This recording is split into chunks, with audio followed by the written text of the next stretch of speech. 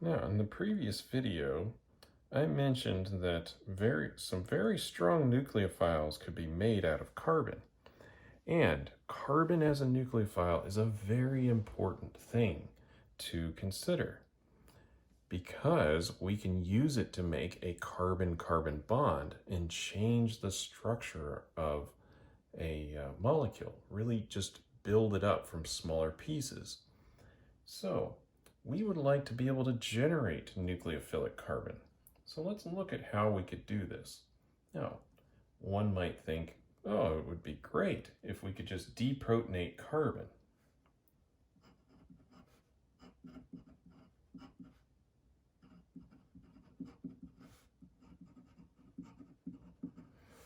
So if we have some carbon containing species, it's got some hydrogens on it. And it would be really nice if we could just rip one of these hydrogens off. But please remember, the pKa for these hydrogens is about 50.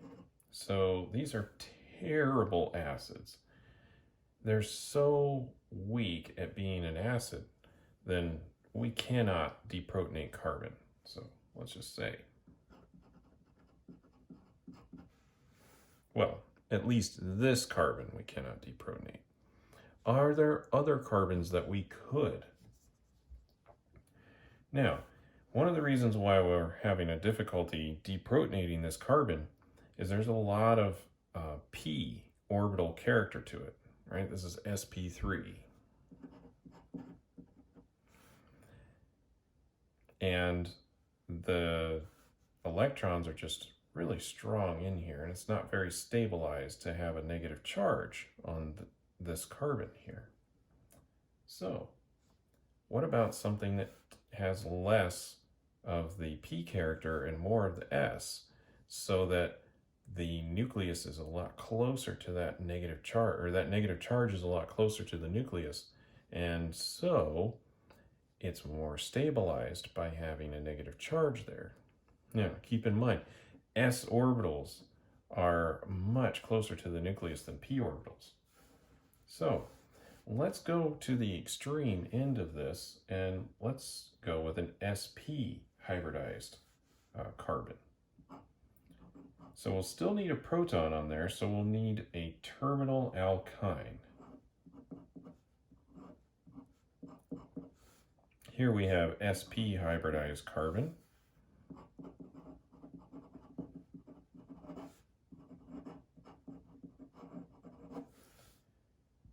And in terminal alkynes, the pKa is about 25, which is a lot better of an acid. So it's much more possible to deprotonate this and form this species.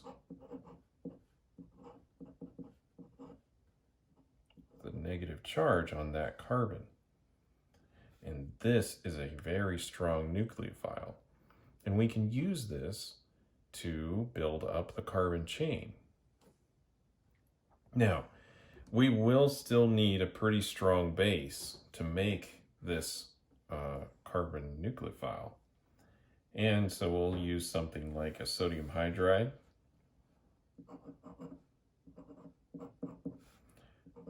Or this sodium species where we've deprotonated ammonia. Right? So either one of these bases will take that proton off quite easily. Now, this isn't the only proton that we could deprotonate. Here's some other examples. If we have an alpha carbon next to a particularly electron withdrawing group, that can stabilize the negative charge. And these all have approximately a pKa of 25. So in the molecule of a ketone, like acetone here, or if we're using the IUPAC system, propanone, there's a carbon. This is the alpha carbon. It's right next to this carbon. So one away. There's protons on this, and these can be deprotonated.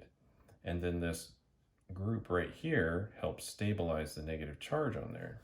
Got partial negative, partial positive, and then that alternates to partial negative on the carbon and partial positive on the hydrogen. That makes this a little bit more acidic, a little bit easier to deprotonate. Similar story with aldehydes. Now, be careful, it's not this proton that would be deprotonated. It's actually one of these back on the carbon here. These are very negative because a lot of the electron density is being pulled up into that carbonyl. So it's actually this proton over here that would be stolen. And nitriles. So let's just draw acetonitrile up here.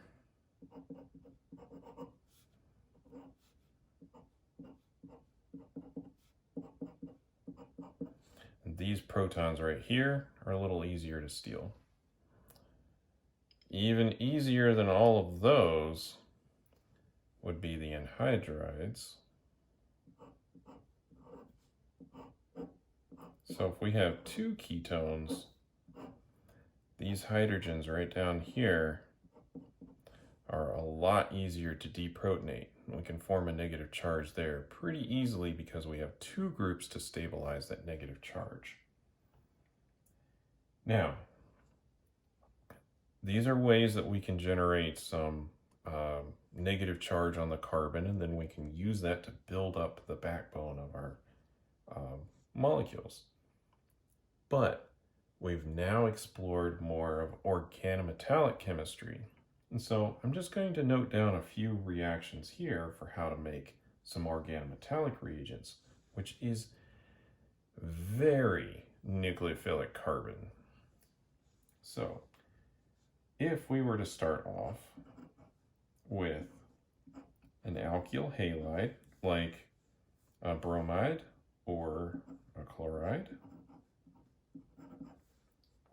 and we add 2 equivalents of lithium, we can make the organolithium reagent. And of course, the lithium salt of the halide. And when we're not caring about the identity of the halide, we often just use X for that. So this could be either bromide or chloride. This is a very nucleophilic carbon, right? Because the electronegativity here on the lithium is very small, and on the carbon it's much higher. So we can make carbon negative. And I believe we've already talked about that a little bit. Another thing that we could do is make what's called a Grignard reagent, which is also nucleophilic carbon. So we take the bromide. You can also make them out of the chlorides, but by far I see it mostly done with the bromide. Get some magnesium, and under very dry conditions in both of these cases, you can form a Grignard reagent. And this is another source of carbon negative. Now, these are not the exhaustive list of what you can use to make nucleophilic carbon. There's also reactions that would involve zinc or aluminum, and probably some others, but these are what we'll encounter more in this class. And besides, the organozinc reagents tend to catch on fire when they're exposed to air. Organolithium reagents can do that too, but they're a little bit more stable, and so we prefer to use those. And the Grignard reagents are even more stable. So when possible, we'll use the less reactive species to make our nucleophilic carbon. But these are good options for making that carbon negative so that when we want to build up a bigger molecule, we can get there using these reactions. And even if we have these other tools here, we may choose to use a terminal alkyne as our reaction because we may want a triple bond in our molecule, and then we could use that in subsequent reactions. So this is just a little bit about how to make nucleophilic carbon.